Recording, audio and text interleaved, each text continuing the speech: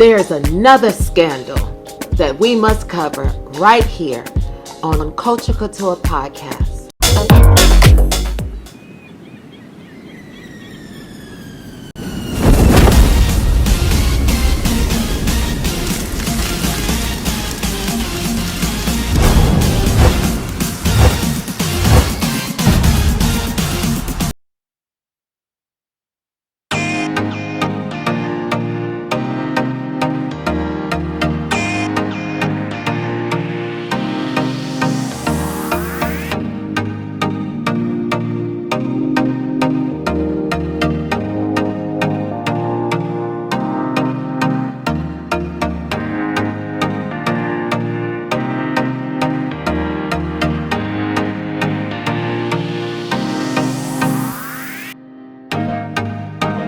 The Scammy Award winner of the week goes to LGBT activist Cassie Ruby.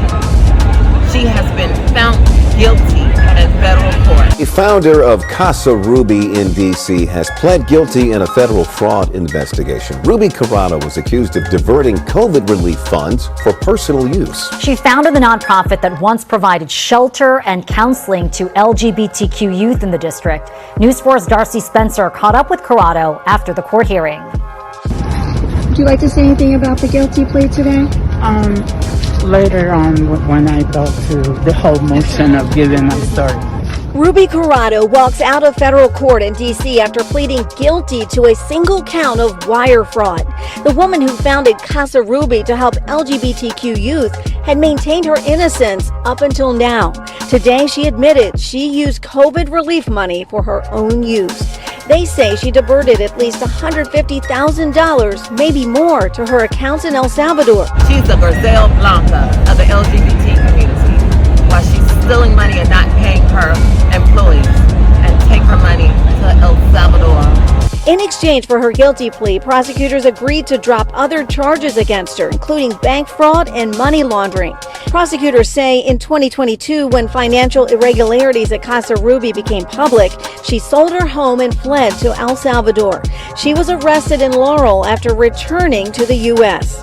Now, according to the U.S. Attorney, Casa Ruby effectively ceased operations in July 2022 when it shuttered its transitional housing, failed to pay its employees, and faced eviction from multiple properties for failure to pay rent. Ruby Cassie thought she could come back into the United States, but the feds was watching. They captured her in Baltimore and took her away. Sorry, Ruby, but $150,000 for wire fraud isn't fierce for mother. So we wish you well, but you are a Scammy Award winner